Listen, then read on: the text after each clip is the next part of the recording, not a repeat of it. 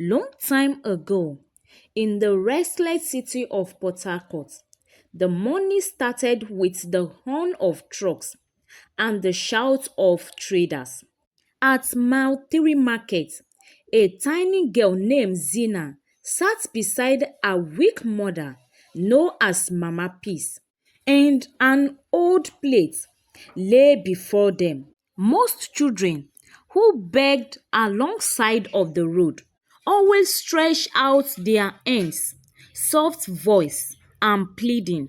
But Zina, no. Instead, she beat her finger at strangers and ordered, "Put money in here." Her sharp voice carried more command than request, and her wide, unblinking eyes unsettled those who met them.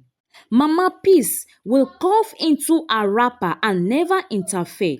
If passers-by complain about her daughter's behavior, she struggle. "Na hunger dey talk," she would say, as if hunger explain cruelty. Behind the small girl weak frame was a spirit that carried no gratitude, only entitlement.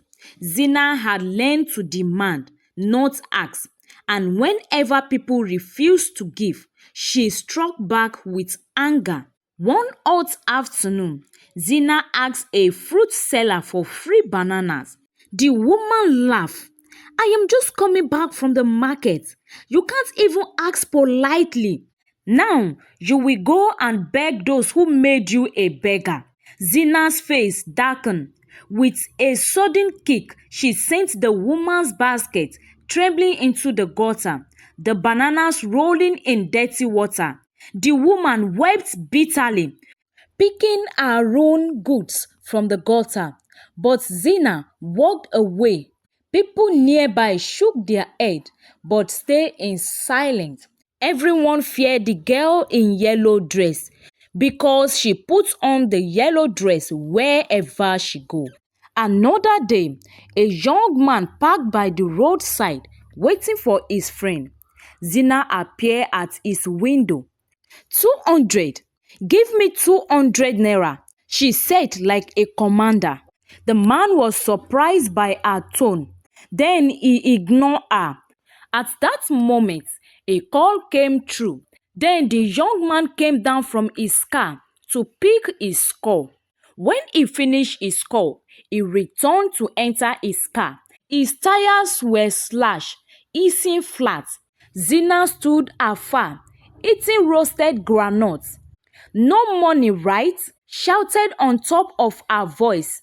"Use it to fix tire," she mocked. The man stood in disbelief, but Zina danced away into the crowd. Every day, her bad behaviors became legend. One afternoon, a woman was standing beside a pineapple seller, wanted to buy pineapple. Zina walked towards her. "Give me money," she said with a commanding tone. The woman turned, looked at her, and turned back. Zina didn't know if she was going to give her the money or not. She bent down, packed some dirty, and threw it on the woman's white. The woman screamed and ran after her. However, Zina was fast like a jet. One evening, she ruined a food vendor's pot of jollof rice by throwing in sand, and once removed the wig of well-dressed lady. Zina exposed the woman's uneven hair before a laughing crowd. Each time, Zina walked away, laughing loudly as if her wickedness were cleverness. Mama Peace watched silently, never once pulled her child aside to correct her. Soon, Zina's arrogance grew dangerous. She slapped a bus conductor who gave her the wrong change, smashed a shop window who refused to give her biscuits, and once pushed a woman towards an oncoming bus. Only a quick hand of a bystander saved the woman's life. The markets were filled with rage. Traders warned Mama Peace. "This your pikin will bring thunder," they said. But she only chuckled and told them to mind their business. One evening, Zina went to a tailor shop to beg for money. When she got there, Zina demanded for 500 naira from the tailor. The woman stared at her and took pity on her. Then she brought out the only 100 naira she had left in her bag. Zion slapped the note from her hand. "Why are you people so selfish and foolish?" Zion said. "I asked for 500 naira and you are giving me 100 naira?" An aged woman who was standing and watching what was going on. "Small girl," the woman called, "why are you behaving like that? You asked for money and she gave you. Why are you acting rudely over someone's money?" Zion rolled her eyes, full of rage. Then she took a step closer to the old woman. Zion kicked the woman to the ground. The tailor ran out and helped the old woman. She was injured badly. Zion turned and walked away, like she had won a great war. The old woman was rushed to the nearby hospital. But after some tests, the woman was told that she lost one of her legs. The old woman's children were very angry, then traced Zion to where she and her mother used to sit and beg for money. But before they got there, Zion and Mama Peace had already vanished. Used the little money they had with them. They arrived in a quiet fishing town near Okpobo. There, the air smelled of salt and the people eyed newcomers with suspicion. Zina quickly picked a corner by the fishman. At first, she behaved, collecting coin politely, but her true nature could not stay hiding for long. One day, she begged pepper soup from a woman who refused. While the woman served another customer, Zina slipped behind the table and tossed sand inside the pot. The woman screamed. Her day's work destroyed. Customers stood in shock. Two boys chased Zina, but she vanished behind the container. Zina rejoiced at her triumph.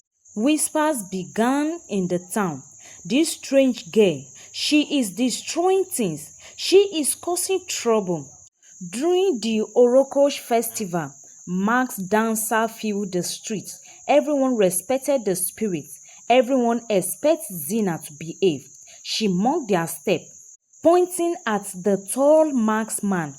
An old woman with shock written all over her body stepped from the shadow. "Child," she said, voice heavy, "leave what you do not understand. The health is watching and the elders are watching." Zina laughed, then balanced. "What did you mean? This is nonsense. And who is the health watching?" The old woman shook her head in pity and smiled, but her eyes seemed to pierce Zina's soul. Weeks later, Zina quarreled with a suya vendor who refused to give her free meat. Enraged, she flogged pepper into his eyes. The man staggered, then suddenly strengthened, his eyes clear. He touched Zina's forehead with his hand. She stumbled and fell. When she rose, she was no longer a girl. Her hand has been folded, her voice a pity back. She had turned into a stray dog. Screams flew everywhere. Children threw stones. Traders shouted wish. An old woman came from corner. I told her, but she refused to listen. I think she deserved that. Mama Peace, arriving late, saw only a dog running away and paid it no mind. But Zina knew. She tried to speak, to cry, but only cries escaped. She hid under a canoe that night, shivering in the cold, realizing she had lost the power she once abused. Days as a dog were mystery. Hunger raked at her belly. With boots and stick, they drove her from tables and stands. Children chased her for fun. One day, she crept to Mama Peace, winging her tail, desperate to be recognized. But her mother hissed, waving her away. "Shoo!" she said, throwing a stone at her. Zina ran back, Heartbreaking, the woman who once shared her now saw her as animal. The shocked old woman found her. The tale is paid, she said. The curse can break only if a stranger invites you inside their home and feed you there. Not leftover food, not street food. Zina's ear pricked, hope flogged, but the woman added, few open doors to stray dogs. Kindness is rare when fear speaks louder. She walked away, leaving Zina trembling. Zina tried. She stood near the houses, staring at the doorway. A girl once opened her door, but her mother pulled her inside and shut the door. A boy nearby offered her granules inside a shade, but his father scolded him sharply. Each time, the threshold remained closed. Zina's rib began to show. Hunger ate her strength. She dreamed of being woman again, taping scar windows, mocking stranger, removing wigs, but her dream twisted. In them, she was the one being mocked, the one chased with stone, the one humiliated before a laughing crowd. She woke whispering, realizing the cruelty she once dished out was now a reality. One rainy evening, she collapsed near a shop. A woman saw her shivering and hesitated. Hand on the door for a moment. Kindness flogged. Then a man's voice called from inside, don't bring that in here. The door slammed shut. Zina lowered her head into the wet ground. Her hope vanished away. By harmattan, Zina could no longer stand straight.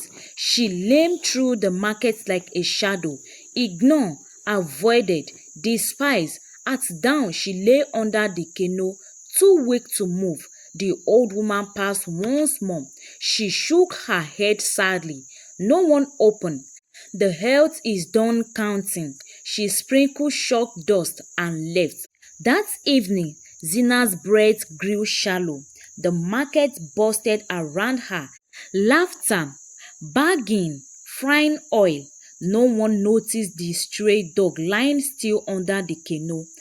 When at her last chest stopped raising, the world moved on. The council had carried her body away with broken wood and rubbish. No one wept. No one even knew she was gone. No second chance came, and the lesson learned in silence. Cruelty may grant power for a moment, but the health never forgets. The way you treat people when you hold power will one day return to you when you are powerless. Zina believed fear made her strong, but cruelty only planted seed of her own downfall. She expected mercy but had never given any. So when she needed kindness, no one opened their door. Life does not always offer second chance. Some debts are collected without warning. True strength is not in demanding, mocking, or haunting others. It is a humility, compassion, and respect. What you give to the world will circle back to you, whether mercy or wickedness. So, bestie, thank you for watching this video with me. Kindly share your thoughts with me in the comment section. What lesson did you learn from this story? Share this story with your loved ones and subscribe to this channel if you've not done so by now. Till I bring another story your way. Bye.